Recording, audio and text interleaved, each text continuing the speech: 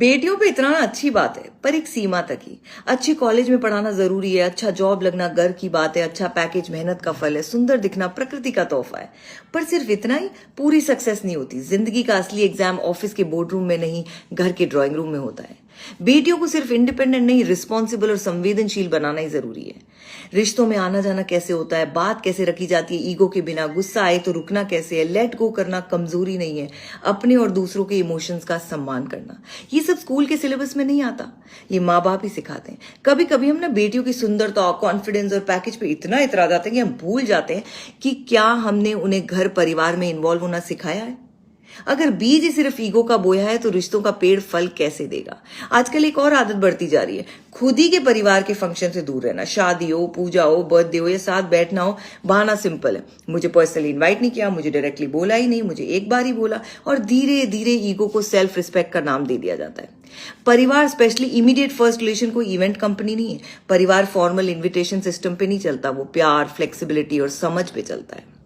अगर ये बीज आज बेटियों और बेटों में बो गया तो आने वाला युग चाहे कितना ही एडवांस क्यों ना हो, रिश्तों में अकेलापन और बढ़ेगा।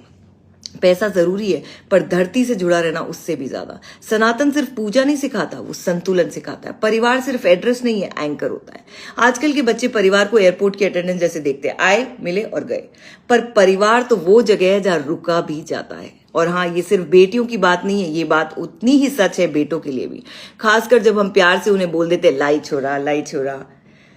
प्यार करते करते जिम्मेदारी सिखाना भूल जाते हैं। क्या हम अपने बेटों को किचन में हेल्प करना सिखाते हैं? क्या रोज एक बर्तन धोना नॉर्मल है? कपड़े धोना, सुखाना ये भी लाइफ स्किल है? क्या हम उन्हें पार्टनर रेडी कर रहे हैं? क्योंकि जब एक बेटा शादी करता है, वो किसी की बेटी के साथ राजा बनने नहीं, साथी बनने जाता है। हम बच्चों को सिखा देते लग्जरी कार की ईएमआई कैसे भरनी है, loan, home loan, property planning कैसे करनी है। पर एक चीज रह जाती है, कर्मा की ईएमआई। कर्मा की बैलेंस शीट ना तो एआई संभालेगा ना टेक्नोलॉजी। वो तो जिंदगी भर घर के रिश्तों से ही क्लियर होती है, और अक्सर उसका इफेक्ट सबसे पहले लाइफ पार्टनर के साथ दिखता है। तो एक्शन प्लान क्या है? घर को ट्रेनिंग ग्राउंड बनाओ। घर सिर्फ कंफर्ट जोन नहीं, कैरेक्टर बिल्डिंग जोन भी है। संस्कार डेली हैबिट है, ग्रीटिंग, ग्रैटिट्यूड। फ्यूचर रेडी का मतलब सिर्फ एआई, पैकेज और गैजेट्स नहीं है, बल्कि इंसान के साथ इंसान बन के रहना। हम बच्चों को सिर्फ सक्सेसफुल नहीं, सुखी, ग्राउंडेड और संवेदनशील बनाना चाहते हैं, क्योंकि असली अचीवमेंट रेज्यूमे में नहीं है, घर के सुकून में दिखता है। ये है पिंक साइड ऑफ पिंकी, जहां मेरी एक ही कोशिश है, भारत का हैप्पीनेस क्वेश्चन नंबर 1 हो। जय हिंद।